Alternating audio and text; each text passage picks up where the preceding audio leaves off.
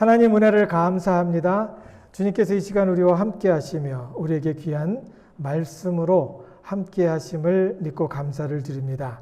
하나님의 귀한 말씀이 우리 가운데 선포되어질 때 우리의 마음이 열리고 하나님의 귀하신 은혜와 하나님께서 깨우쳐 주시는 귀한 성령의 조명하심이 우리 가운데 충만하도록 축복해 주시옵소서.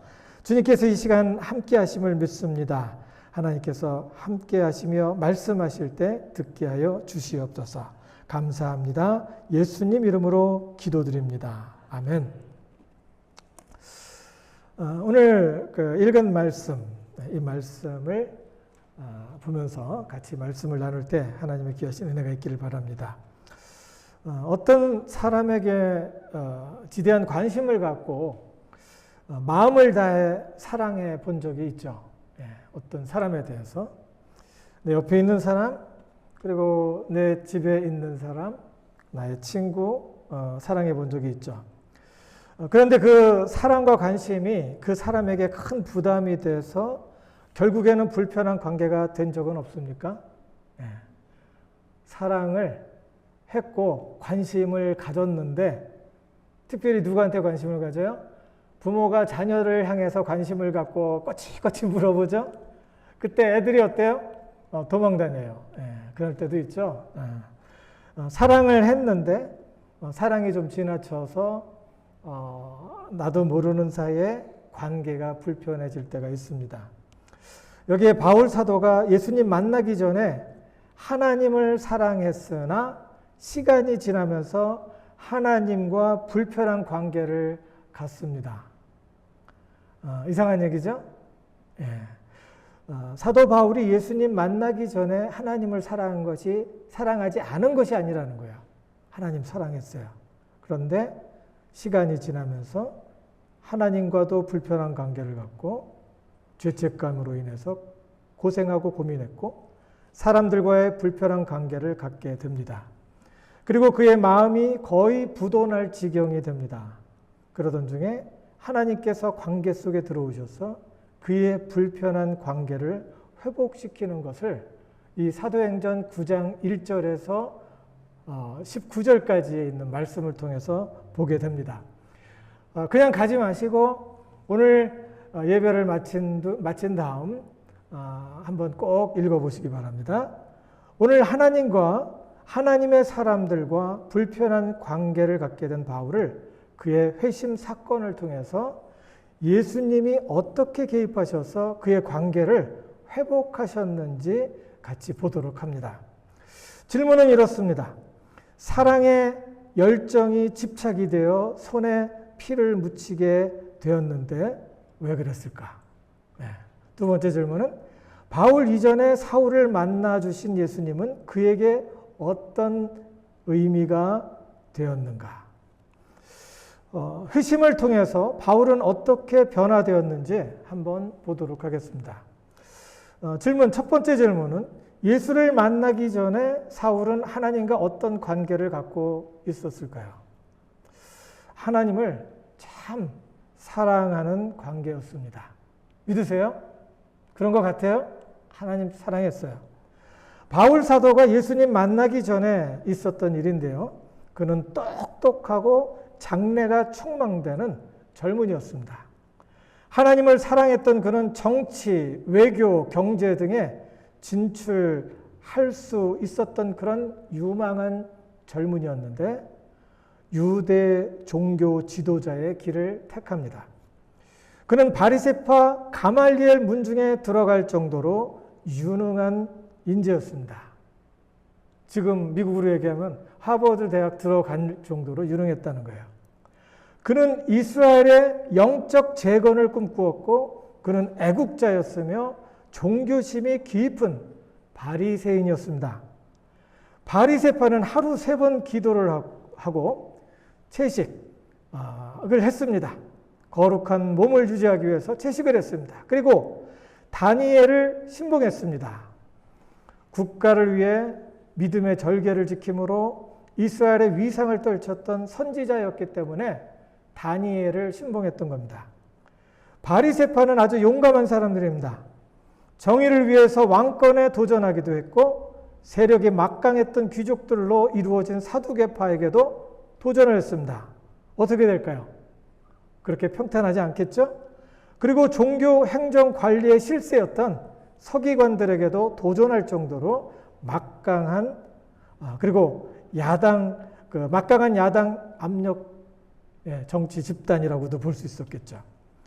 그들이 싫어했던 집단 중에 하나가 바로 예수를 따르는 유대인 크리스찬이었습니다.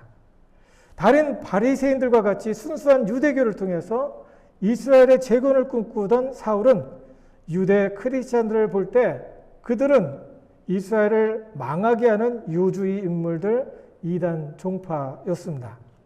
그래서 그는 하나님과 이스라엘을 사랑하는 열정으로 크리스찬들을 찾아다니며 옥에 가두고 학대하며 핍박을 합니다. 그의 하나님에 대한 사랑은 뭐가 됐을까요? 집착이 됐어요. 하나님의 영광과 순수 이스라엘의 부흥을 위해서 철저히 모조리 없애버려야 되겠다는 집착이 된 겁니다. 그리고 밤낮으로 이단 종파 색출에 나섭니다.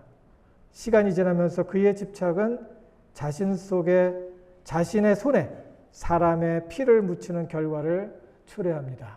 하나님을 사랑했는데, 이스라엘을 사랑했는데 가만히 보니까 사람을 죽이는 일을 하고 있어요.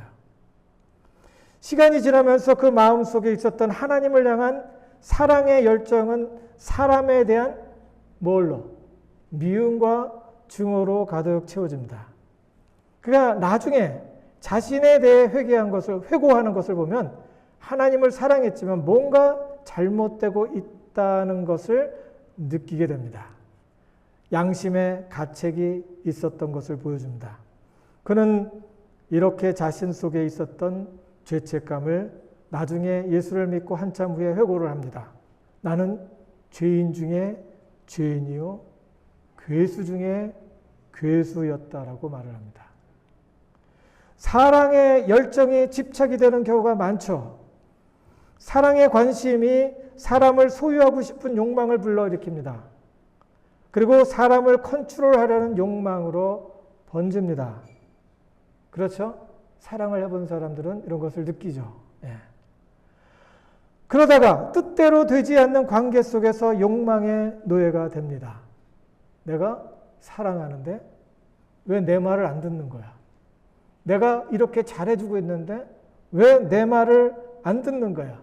그래서 내 말대로 안 들어가는 것을 보면서 내가 기분이 좋기도 하고 나쁘기도 하고 마음이 막 왔다 갔다 하는 거예요. 그거는 노예의 상태예요. 그렇게 되면 관계는 깨지고 사랑하는 자와 사랑받았던 자 역시 망가지는 거예요. 망가지는 거예요. 그런 적 있어요? 없어요? 사울이 하나님 사랑하는 열정으로 시작을 했는데 결국에는 자신의 손에 피를 묻히는 뭐가 됐어요? 살인마가 된 겁니다. 미워하고 짜증내고 이런 사람이 돼버린 거예요. 왜? 그런지 몰라요. 사랑했는데. 이것을 현대 정신의학에서는 강박증이라고 그래요. 우리의 강박 성향이 강박성 장애가 됩니다. 성격 장애가 됩니다. 완전주의자가 되어가고 편집성 장애를 초래하게 되는 거죠. 나 아닌 것은 다 틀렸다라고 이야기를 하는 거예요. 온몸에 깃을 잔뜩 세우고 덤비는 까칠한 뭐가 같을까요? 수탉 같아요. 막 덤벼요, 막 덤벼. 그리고 또 어떤 사람은 아닌 척하면서 자신을 숨기려 하는데 그 속마음은 그렇지 않습니다. 마음속에는 사랑과 애착이 분노와 증오, 혐오로 오염되어 있어요. 이런 사람은 늘보 원숭이를 연상하게 합니다. 늘보 원숭이 어떻게 생겼는지 알아요? 천천히 움직여요.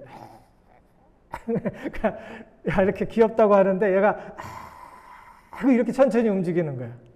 그래서 얘들이 많이 좀 사라지고 있답니다. 천연 기념물인데 애들이 없어져요. 근데 아주 느리고 순하게 행동을 하기 때문에 참 귀엽다라고 하는데 얘가 위협을 받으면 강하고 긴 발톱 그리고 굽은 발톱을 재빠르게 쳐서 사람에게 치명타를 입힌다고 합니다.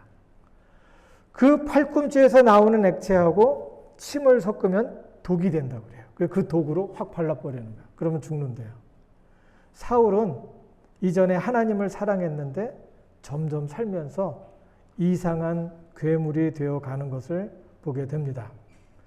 사울은 하나님을 사랑하고 나라를 사랑하는 열정으로 이단 토벌의 깃발을 들고 앞장을 서고 있는데 사람들은 자신을 향해서 비난합니다.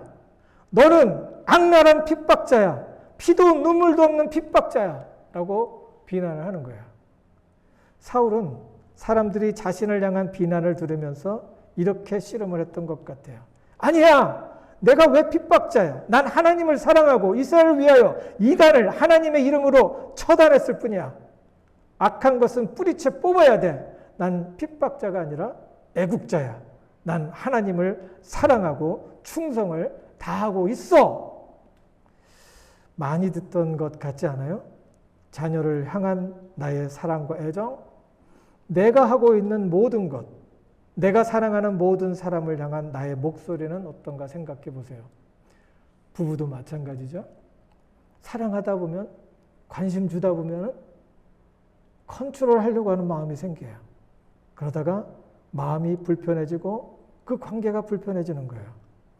우리 신앙은 선하고 옳은 것을 고수하기 위해서 사랑해야 할 사람과 항상 싸워야 되는 겁니까? 어떤 사람이 예수 믿는다 그러고 이제 하나님의 역사를 기다린다고 하나님께서 우리 가운데 임하셨다 그러면서 이제 나는 집에 돌아가서 남편과 싸울 거다. 남편이 예수 안 믿는 사람하고 않는 사람이고 또 신앙 생활을 안 하는 사람이니까 이 저항에 대해서 나는 싸울 거다. 그리고 이렇게 선언을 한 사람을 제가 본 적이 있어요. 그리고 자녀들에 대해서 예수 안 믿고 자꾸 이렇게 다른 데로 가고 있는 사람에 대해서 자녀들에 대해서 얘를 어떻게 해야 된다 그러면서 막 이렇게 몰아가는 경우도 있어요. 그리고 내가 사랑하는 사람에 대해서 예수 안 믿으면 이렇게 해야 된다 그러면서 막 그냥 조종을 하고 흔들려고 하는 그런 경향이 우리 본능 속에 있다는 거야. 이럴 때 어떻게 해야 될까요? 이럴 때 예수님이 사울에게 찾아오셨어요. 그리고 해주신 것은 깨달음을 주신 거예요. 무엇을 깨달았을까요? 두 번째, 사랑하는 하나님을 대항하여 싸우고 있었음을 깨닫게 해 주신 거예요. 하나님을 사랑해서 지금 내가 이것을 다 하고 있고 우리 가족이 나의 친구가 내가 속해 있는 이 그룹이 하나님을 섬기는 그런 가정이 되기를 위해서 그런 집단이 되기 위해서 그런 국가가 되기 위해서 나는 싸우고 있는데 결국 보니까 하나님을 대항해서 싸우고 있는 거라는 거예요. 4절에 보니까 땅에 엎드러져 들음에 소리 있어 가라사대 사울아 사울아 내가 어찌하여 나를 다 같이 핍박하느냐. 깜짝 놀랐을 거예요. 내가 하나님 사랑해서 하나님의 영광을 위해서 내가 이렇게 했는데 무슨 소리입니까?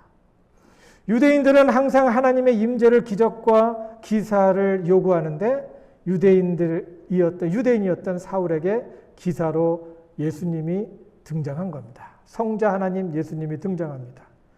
무엇을 말할까요? 사울에게 하나님이 손수 나타낸 것을 말합니다. 그리고 한 말이 무엇입니까? 5절에 대답하되 주여 니시오니까 나는 내가 핍박하는 나는 내가 핍박하는 예수라라고 이야기를 하죠.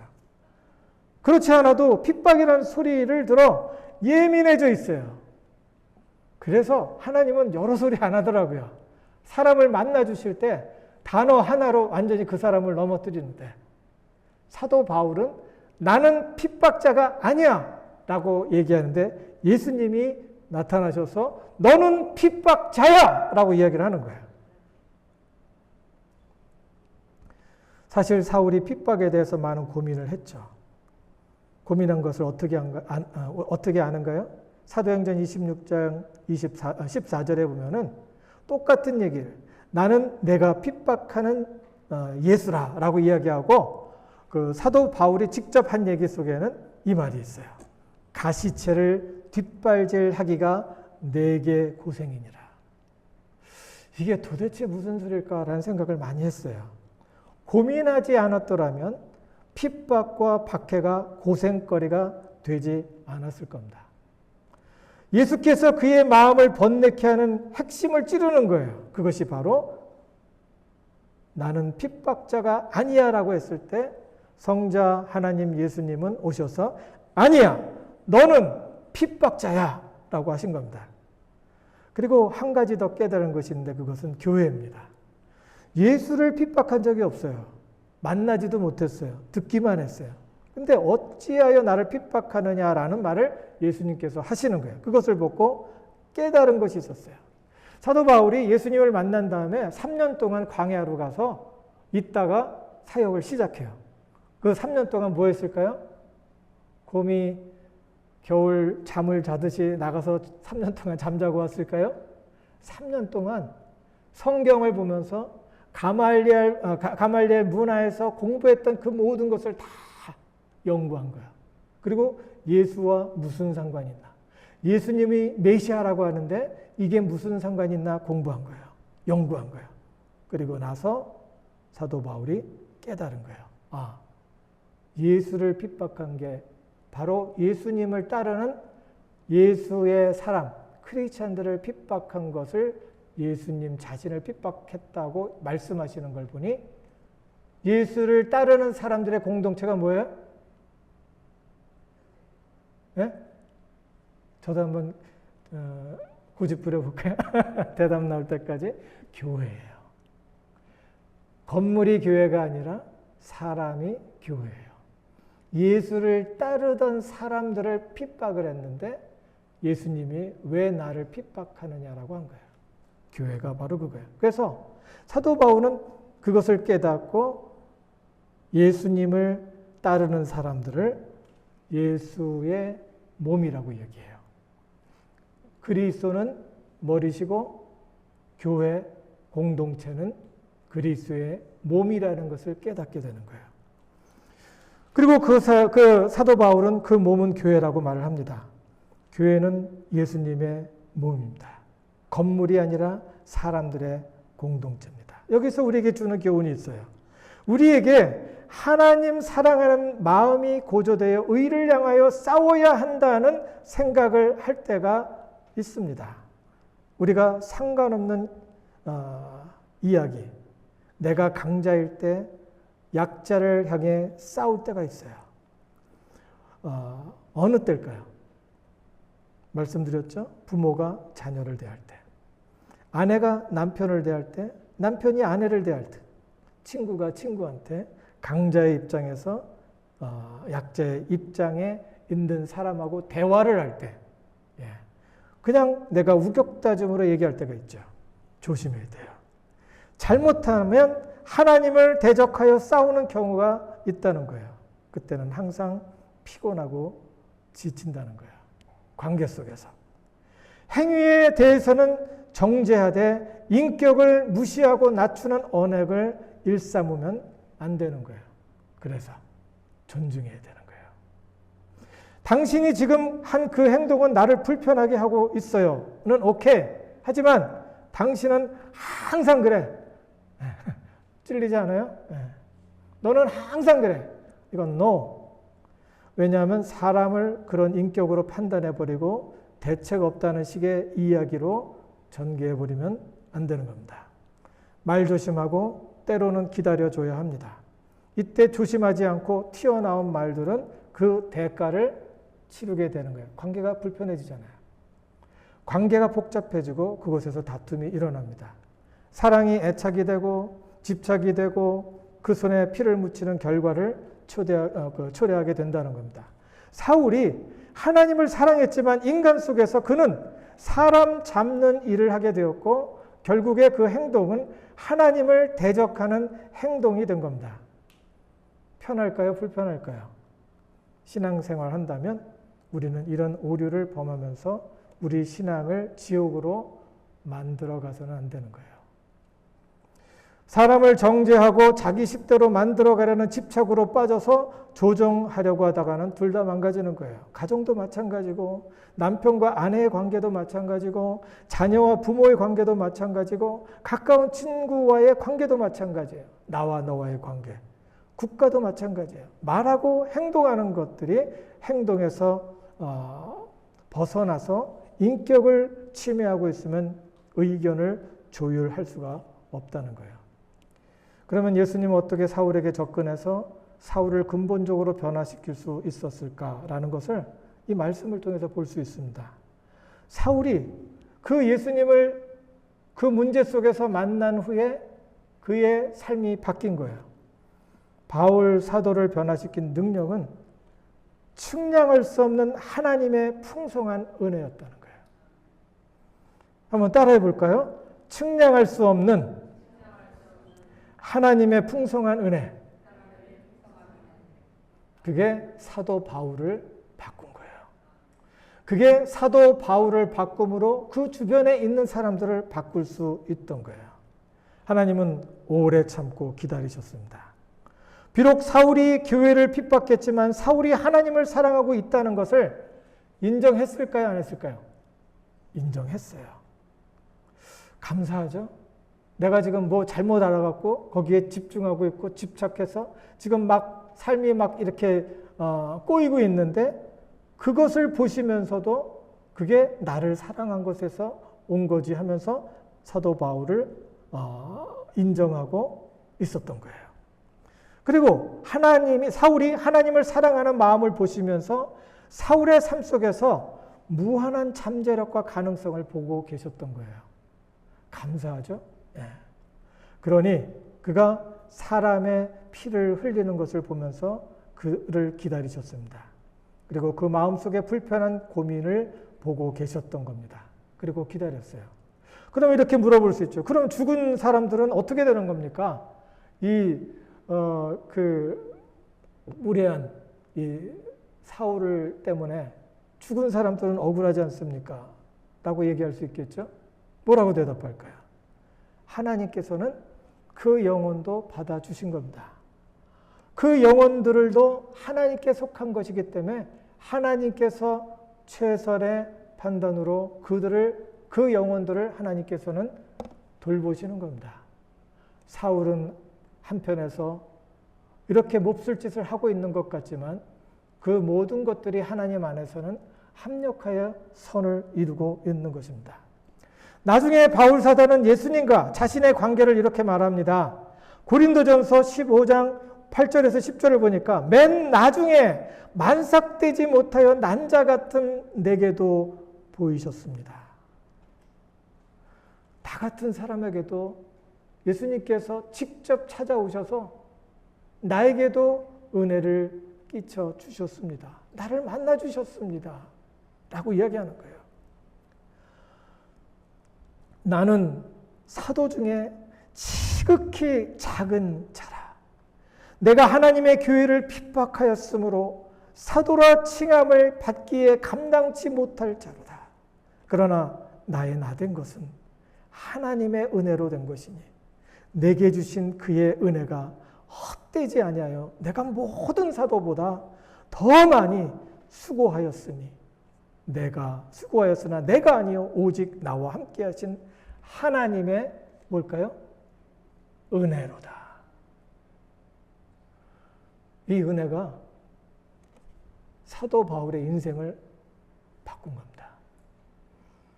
예수님께서 기적적으로 내려오셔서 짠 하고 나는 하나님이다라고 보여줬다고 바뀐 게 아니라 그 예수님께서 내려오셔서 다가오셔서 그럼에도 불구하고 사도 바울을 받아주신 것을 보면서 나는 사도 중에 지극히 작은 자였는데 하나님께서 나를 받아주셨습니다. 지금 내가 나된 것은 하나님의 은혜로 된 것이니 내가 주의 주신 그 은혜가 헛되지 아니하여 내가 모든 사도보다 더 많이 수고했다는 거예요. 그래서 죄가 많고 죄에 대해서 예민해지면 예민해질수록 뭐를 더 느껴요? 하나님의 은혜를 더 크게 느끼는 거예요. 이런 사람의 마음이 안정이 될까요? 안 될까요? 이런 사람의 마음이 평화가 있을까요? 없을까요? 하나님은 우리를 어떤 미러클, 어떤 그 매직 파워로 우리를 변화시키는 게 아니라 감동으로 우리를 변화시키는 겁니다. 눈물 나는 고백이죠.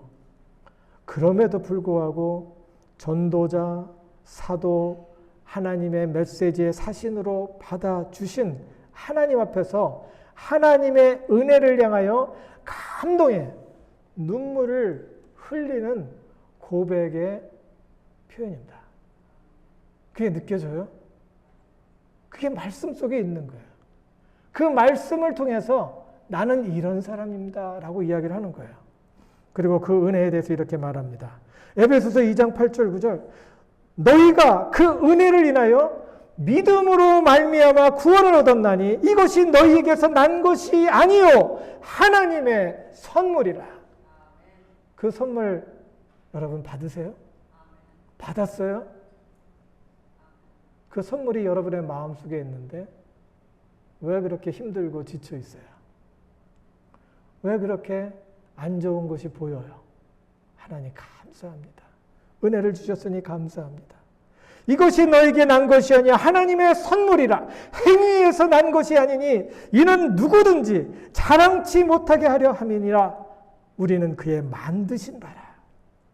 그리스도 예수 안에서 선한 일을 위하여 지으심을 받은 자니 이 일은 하나님이 전에 예비하사 우리로 그 가운데 그 은혜 가운데서 행하게 하려 하심이라. 우리가 예수님을 믿는 그 믿음 속에 은혜를 믿지 못하고 받아들이지 못하고 선물로 내 마음에 품지 못하면 가짜입니다. 나는 예수님을 믿는 사람이 아닙니다. 내가 믿는다는 것은 그 은혜를 받아들이는 거예요. 그럼에도 불구하고 나를 찾아오신 예수님, 그럼에도 불구하고 나를 보시고 품어주시는 예수님을 내가 믿고 따르는 거예요. 뭐가 문제예요? 그리고 부르심에 대해서 이렇게 사도 바울은 고백합니다. 디모데 후서 1장 9절에 보면 하나님이 우리를 구원하사 거룩하신 부르심으로 부르심은 우리의 행위대로 하심이 아니요 오직 자기 뜻과 영원한 때 전부터 그리스도 예수 안에서 우리에게 주신 은혜대로 하심이라. 말을 바꾸면 나의 살아야 하는 존재, 나의 가치는 어디에 있어요? 하나님의 은혜를 받을 만한 가치가 있다는 것에서 나의 자존감, 나의 존재를 느낄 수 있어야 돼요.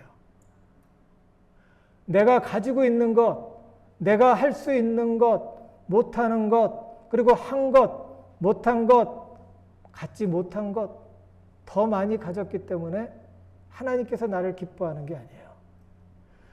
하나님께서 내가 철저하게 거룩한 사람으로 악한 생각, 악한 행동을 하지 않았기 때문에 나를 사랑하는 게 아니라는 거예요.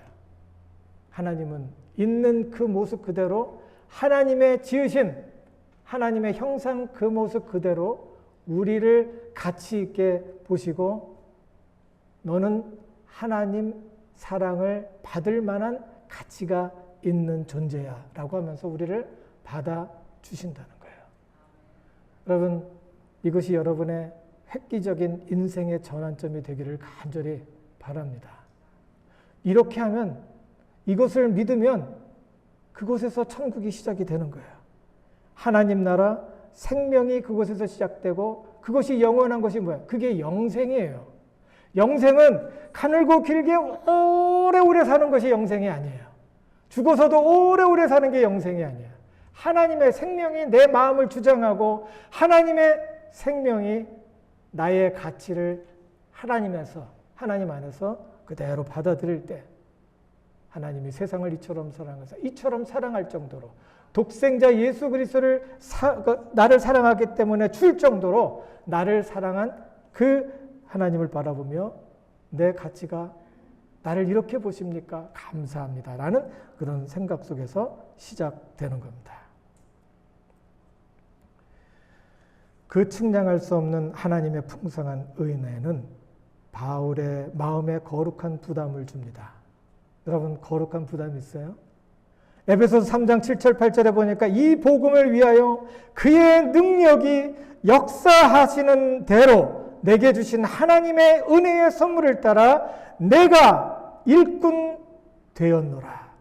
모든 성도 중에 지극히 작은 자보다 더 작은 나에게 이 은혜를 주신 것을 측량할 수 없는 그리스도의 풍성을 이방인에게 전하게 하시려고 나에게 은혜를 주셔서 이 일을 감당할 수 있게 하셨으니 내 인생 정말 행복합니다.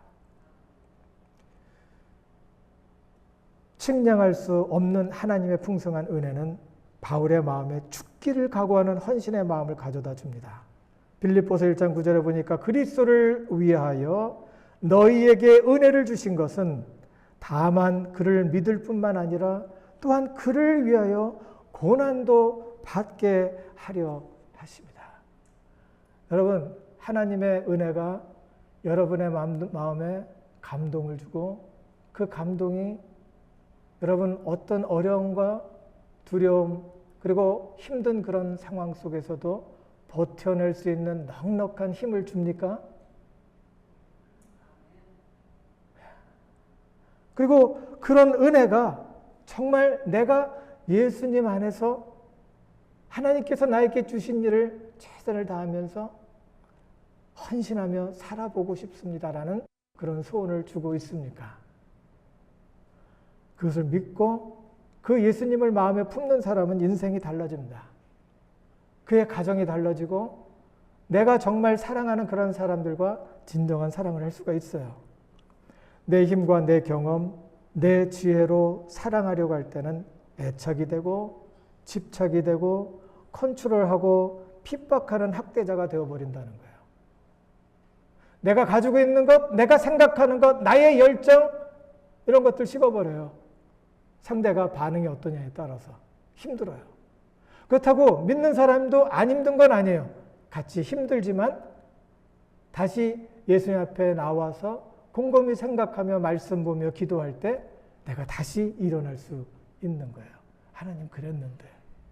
그래서 의인은 7번 넘어져도 다시 일어난다는 거예요. 힘이 넘쳐갖고 넘어졌다 일어났다 넘어졌다 일어났다 하는 게 아니라 하나님께서 주시는 은혜가 커서 다시 한번 하나님 앞에서 일어날 수 있는 힘이 생긴다는 거예요. 나에게 주어진 일들을 감당할 수 있는 거예요. 내 힘과 내 경험, 내 지혜대로 사랑하려 할 땐 그것이 나를 망가뜨리는 그런 일들이 됩니다. 결국에 그 귀한 인생을 부도를 냅니다. 망가지는 거죠. 자신만 망가지나요? 그렇지 않아요. 함께하는 가족도 망가져요. 부부도 망가져요. 친구 관계도 망가져요. 애인도 망가져요. 국가도 그 관계가 망가지는 거예요. 그러나 예수님을 만나서 예수님의 은혜를 입으면 사랑과 열정이 부르심의 소명이 됩니다. 부르심의 소명이에요. 하나님이 나를 이것을 위해서 부르셨구나 라는 소명이 되는 거예요. 그리고 감사가 돼요. 사람을 풍성하게 하는 성숙한 그리스도인으로 승화가 되는 겁니다. 이게 신앙이에요. 이게 믿음이에요. 예수님의 은혜를 마음에 품지 못할 때 우리의 사랑은 이상하게 변질되어 서로 불편하게 하든지 별 의미 없이 끝을 내버립니다. 하지만 측량할 수 없는 예수님의 풍성한 은혜를 입으면 우리의 사랑은 사명이 되고 우리의 성취에는 감사, 찬양, 축제가 되며 우리는 사람을 풍성하게 하는 성숙한 그리스도인이 되는 겁니다. 그것에 하나님의 나라가 있고 그것에 하나님의 나라, 하늘과 땅이 만나는 평화가 있게 되는 겁니다. 그 측량할 수 없는 하나님의 풍성한 은혜를 기억하며 하나님의 평화를 누리는 하나님의 사랑하는 하나님의 복과 은혜 가운데 살아가는 성숙한 그리스도인이 되시기를 주님의 이름으로 축원합니다. 기도하겠습니다. 여러분에게 하나님께서 주신 메시지가 있을 겁니다. 하나님 앞에 이 시간 기도하면서 하나님 앞에 고백하시기 바랍니다. 하나님의 은혜를 지금까지 깨닫지 못했나요? 하나님의 측량할 수 없는 은혜가 내 인생을 주도하지 못했나요? 이 시간 예수님을 마음의 구주로 모시고 나의 주님으로 모시며 예수 안에서 새로운 삶을 살기를 원합니다. 마음의 소원을 가진 분들은 기도하시기 바랍니다. 혹시 그런 분이 있으면 잠깐 모든 눈을 감고 마음에 그런 감동이 있는 분은 손을 들어서 표현해 주시면 제가 위에서 기도하겠습니다. 기도하겠습니다. 하나님 은혜를 감사합니다. 주님께서 이 시간 우리와 함께 하시며 귀한 말씀으로 우리 가운데 도전하시고 우리로 주님의 사랑과 은혜를 배우며 도전받을 수 있도록 인도해 주심을 감사합니다. 하나님의 극진하신 사랑, 측량할 수 없는 사랑이 내 인생을 주도할 수 있도록 지켜주시옵소서.